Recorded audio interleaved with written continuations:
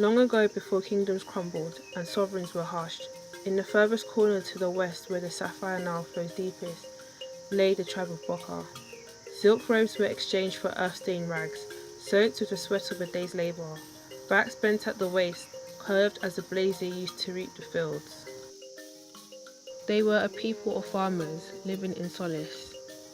Like shifting tides, however, it was only meant to last for a time. It approached the village from the direction of the mountains to the east.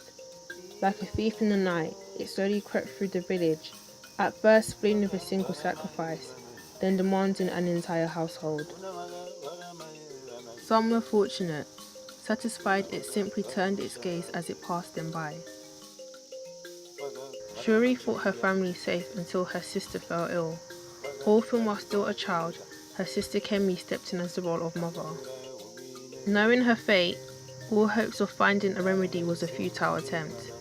The hope of salvation lay with the people's greatest fear, the Ashinti.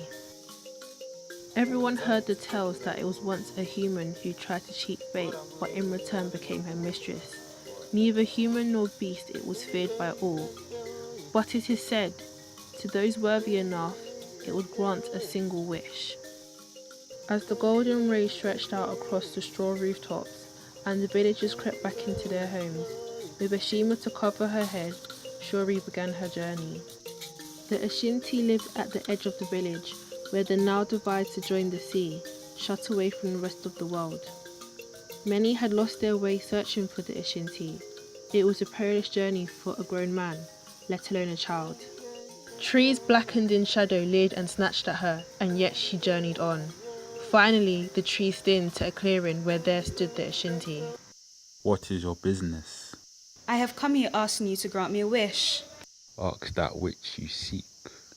My sister, she's ill and will surely die. I need a cure so that she may live. Are you certain? Yes. As the morning sun rises, she will be healed. I will come to take back what I have given. I will knock only twice. Go now. Her sister was cured. As the weeks rolled into months that became years, the promise of the Ashinti's return forged itself only into the days of her past. Both she and her sister grew from girls to women that became mothers. Blessed with sons and daughters, Shuri had a family to call her own that she loved dearly. But out of all her children, it was her eldest Nikia who she loved the most.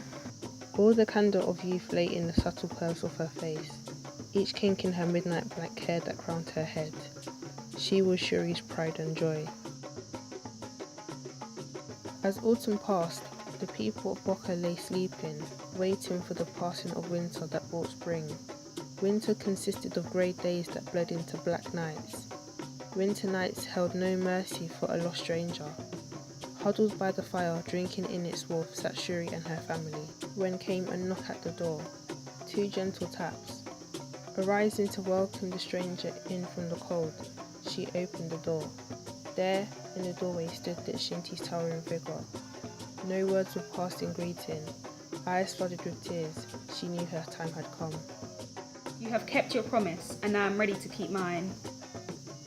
You chose then to save the one you love the most, and now have come to take that person. It had come for her sapphire beauty. You can't. Your judgment is not one of honour, but cruelty. Cruelty and compassion are just separate faces of the same dagger.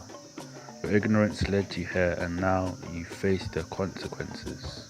In this farewell there was no blood nor any cries of mercy, just a swirl of wind, blinding her. When the wind died down and the dust cleared, the Ashinti was gone, and with it Nikia too, leaving Shuri sobbing her tears of regret. Grief-stricken, she was inconsolable. She had to find the Ashinti and plead for one final wish. Determined, she walked for days in search of the Ashinti, of her daughter. No one knows where her feet guided her or how long she searched, but it is said, when she finally returned home, waiting for her in the doorway was a single white lily.